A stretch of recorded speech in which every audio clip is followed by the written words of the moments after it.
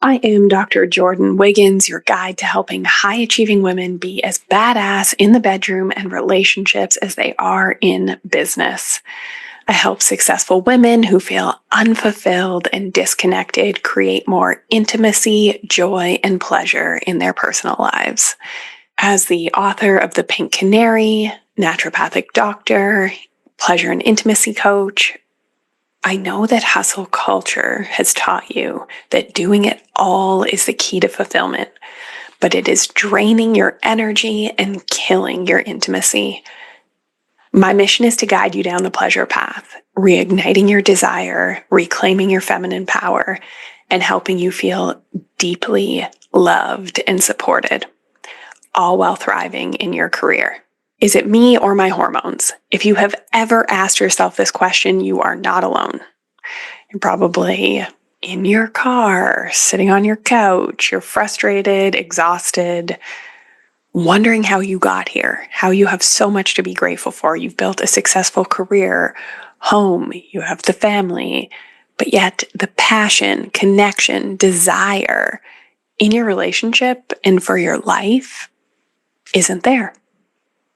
So today we're diving into the sex education that you wish you had, but you didn't get for the high-achieving good girl.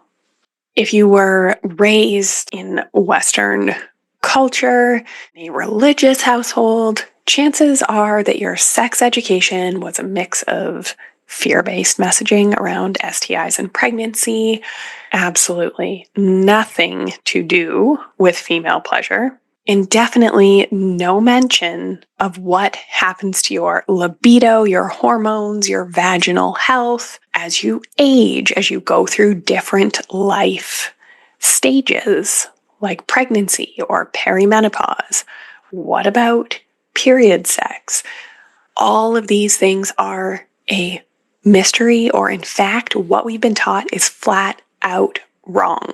So as high-achieving women, we have spent years mastering our careers, being the best mothers, friends, daughters, all of our energy going out when it comes to sex, when it comes to intimacy, when it comes to like our turn on, that magnetism. We're left feeling disconnected, broken, like something's wrong, like fundamentally wrong with us that we can't fix this part of our lives. Like something is missing. So today I'm answering the question that comes up again and again and again from the brilliant, successful, high-achieving women that I work with. Is my low libido and sexless marriage due to my hormones? So today we are answering the question that I get asked by brilliant, high-achieving alpha women all the time. Is my low libido, is the lack of desire in my relationship due to my hormones?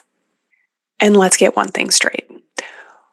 Hormones play a role, but there is an over 90% chance, and I say that after working with thousands of women over the past 10 years, there is a 90% chance that it is not just your hormones and there is more to the story. So if you want to fix your sexless marriage, you need to listen up. Today we're answering a question that I get asked again and again by the brilliant, high-achieving women that I work with. Is the lack of libido and desire in my relationship due to my hormones? I'm going to tell you the truth. After working with thousands of women over the last 10 years, there is a 90% chance that your lack of desire and mismatched libidos in your relationship is not your hormones. Let's get one thing straight. Hormones play a role in libido, but they are not the whole story. I cannot tell you how many times women have walked into my office over the last 10 years saying, there's something wrong with me. It has to be my hormones. I don't want sex. I feel like I'm broken. And you've been taught that if there's something wrong with your body, if something feels off, that there must be a chemical imbalance or there must be something to blame. You go to the doctor, they run some tests, they tell you that your hormones are normal, maybe they offer you testosterone, want to put you on birth control or antidepressants, and yet nothing changes. Because the real issue is not just your hormones. I'm going to say it again because you need to hear it. The real issue is not just your hormones. Less than 10% of the time, I will have a woman that truly, truly, truly has a hormone imbalance. And that is the answer. That is the holy grail that makes her libido and her desire come back. Less than 10% of the time. And if you are a superwoman, if my work speaks to you, you're probably not going to be that 1 in 10. You've probably already been to the hormone doctors. So what is it? What's the answer? You're going to have to wait for it. Going to give you a little backstory. Tease you a little bit first. So the reality is that many women start experiencing hormone-related symptoms in their 30s, in their 40s, long before menopause is even on the horizon. So this perimenopause time.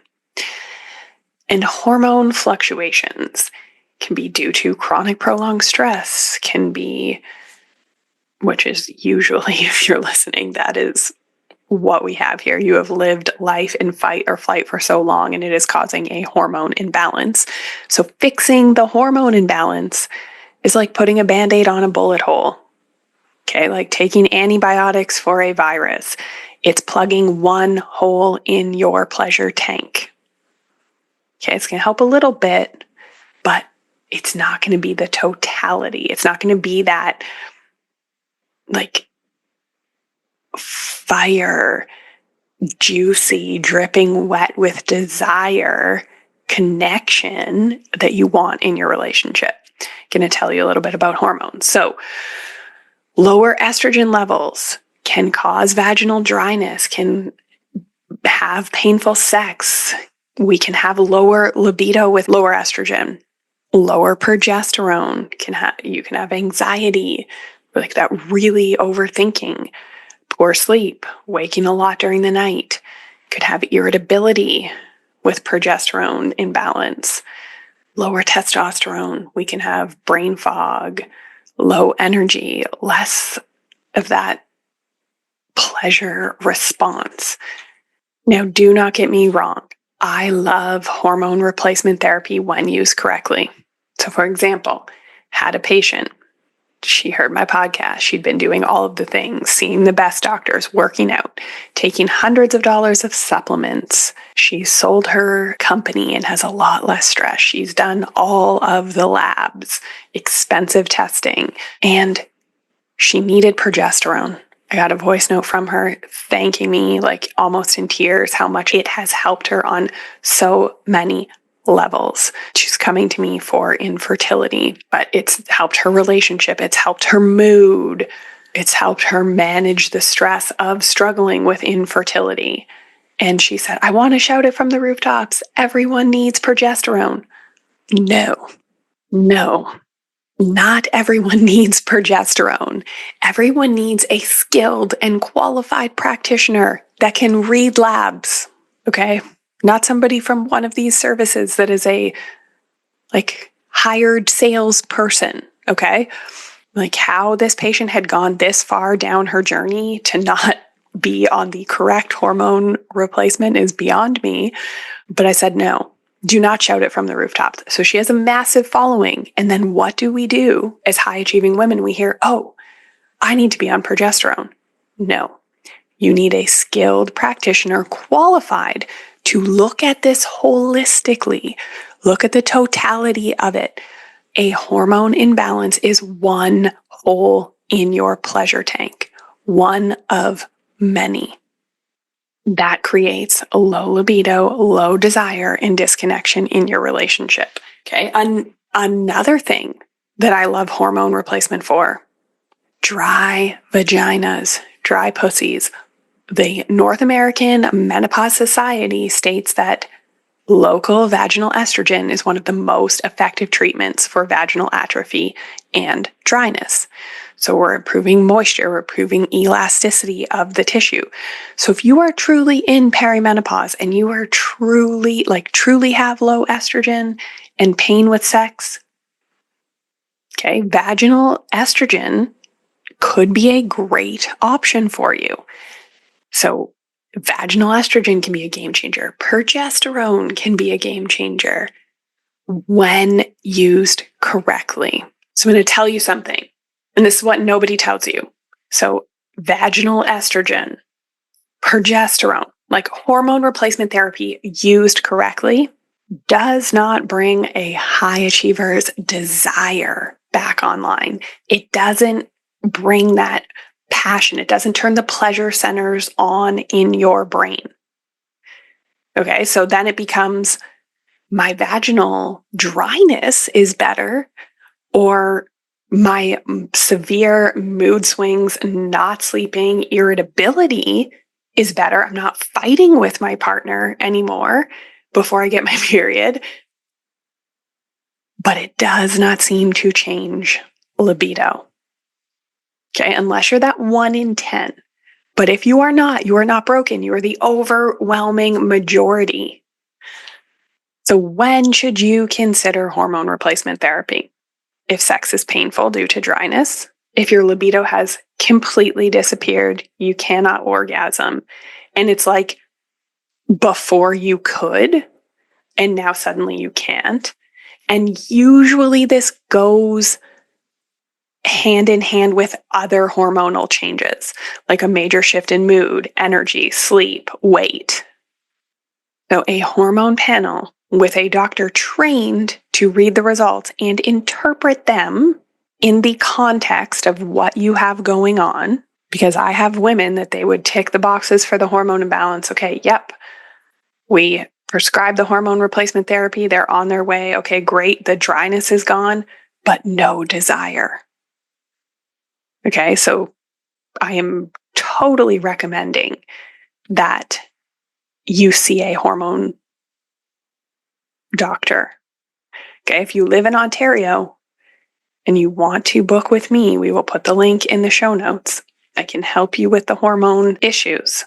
But the real issue I see with high achieving women in sexless relationships, our good girls, this is multifactorial. Okay, it's time to take our heads out of our asses and think that we are going to, I'm going to censor myself, but since we are going for the fiery, I'm going to let it rip. Okay. So the real issue that I see with our alpha, with our good girls, with our high achieving overgiving is it is multifactorial. It is time to pull your head out of your ass. And like, your head's not in anyone else's ass, and your ass is definitely not getting licked the way that it should be, because the real issue is over-functioning. The real issue is feminine burnout. The real issue is disconnection from yourself, from your body, from your pleasure. As I mentioned, we were taught sex was shameful. So we've been taught all of these lies, all of these myths. Even another myth, women thinking they need to wait until menopause for hormone replacement therapy. Nope. If I get a dry vagina, if I start having vaginal dryness by like in my 40s, you better believe that I will be using vaginal estrogen. But I also know that if I can't get aroused, if I'm not like throbbing, dripping wet with desire, vaginal estrogen doesn't fix that fucking problem.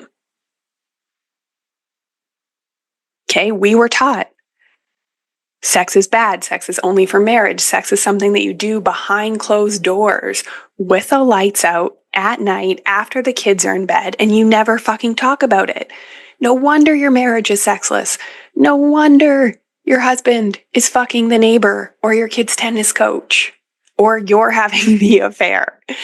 Your libido is not just about estrogen, testosterone, progesterone. It's about how much space you create in your life for pleasure, for desire, to receive. It's about how much stress you're carrying, how much pressure you're putting on yourself. How many responsibilities do you take on? And many of you have the support. You have the people around you. You have the staff that you have hired. Your partner wants to help, but you've been taught to put everyone else's needs before your own. The pleasure centers in your brain are off. Your frontal lobe, like you are in your lizard brain, your fight or flight. So you don't even know what you desire until you get out of that state. So I want you to think about it. When was the last time you felt alive? When you really were throbbing with desire? When you had amazing, amazing sex that you thought about days later? When was the last time you experienced a moment of slowness, of presence, of like true enjoyment of being in your body? Most high achieving women do not have a libido problem. They have a pleasure problem. Their pleasure tanks have been on empty for so long. Our body is shut down to pleasure. It's shut down to desire. Our partners give us the ick. And the worst part is that you have been gaslit, you've been told lies, and you believe that this is normal. I have clients in their late 60s, in their 70s, lubricating on their own. They've been menopausal. Like some of my oldest clients have been menopausal for as long as I have been alive, and these women lubricate on their own. So losing that spark, losing that connection, losing touch with pleasure goes beyond just hormones. And if you want the connection and the desire back in your relationship, we need to change some things. High achieving women struggle with libido because of many, many issues. You know how to work hard. You know how to make things happen. You set goals. You spent your whole life being the strong one, the one who handles it all, the one when shit hits the fan, people want you on your team. You figure shit out. You are hardworking and resilient. You push through exhaustion. You make things happen. You care deeply about everyone around you. You put their needs first. You overgive. You people please. And those are things that you need to work on, that need to shift unless you want the same pattern playing out. Libido thrives on space. Space for rest, space for slowness, space for receptivity. Okay, we need space to turn the pleasure centers in our brain back on. If you don't know what I'm talking about, if you are new here, you should listen to my private podcast series, The Pleasure Path. I explain this in detail. Okay, so if we are running on empty, our body is not broken.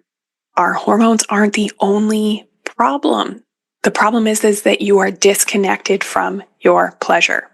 No amount of testosterone, estrogen cream, antidepressant, birth control pill is going to fix that. The real solution is that you need to go from being a high achiever, okay, who is uptight, who is crossing items off of her to-do list, who is constantly overthinking in her brain, okay, to a receiver. You have to learn how to receive pleasure. Here are your next steps. You were like, okay, Jordin, every word you are saying is me, and I cannot go another day feeling this unfulfilled. I've tried all the things, the hormone replacement therapy, the antidepressants, regular therapy, sex therapy, listened to the podcast, read the books, and you are speaking to me, and I'm ready to take action, then I invite you to apply to work with me one-on-one. Getting custom strategies for reigniting intimacy, plugging the holes in your pleasure tank once and for all. Okay, truly, truly reconnecting your relationship. So you are going to be the one texting me about the amazing sex that you just had and not being able to wipe the smile off your face, even if you've been in a sexless marriage for years. Okay, I am only taking 4 more private coaching clients, most likely until the fall. but maybe even for the rest of 2025. So if you cannot wait another day, if your relationship cannot wait another day, head to the show notes, fill out the application. You and I are going to get on a call and make sure that this is the right fit for you. Okay, the second thing that you can do is my 21-day pleasure challenge. High achieving women, I see you. You've built that amazing life, but behind closed doors, something's missing. You're feeling disconnected, turned off, like your libido isn't there anymore. Okay, and that is why I created the 21-day pleasure challenge. Is this going to fix everything that plug all the holes in your pleasure tank? Of course not.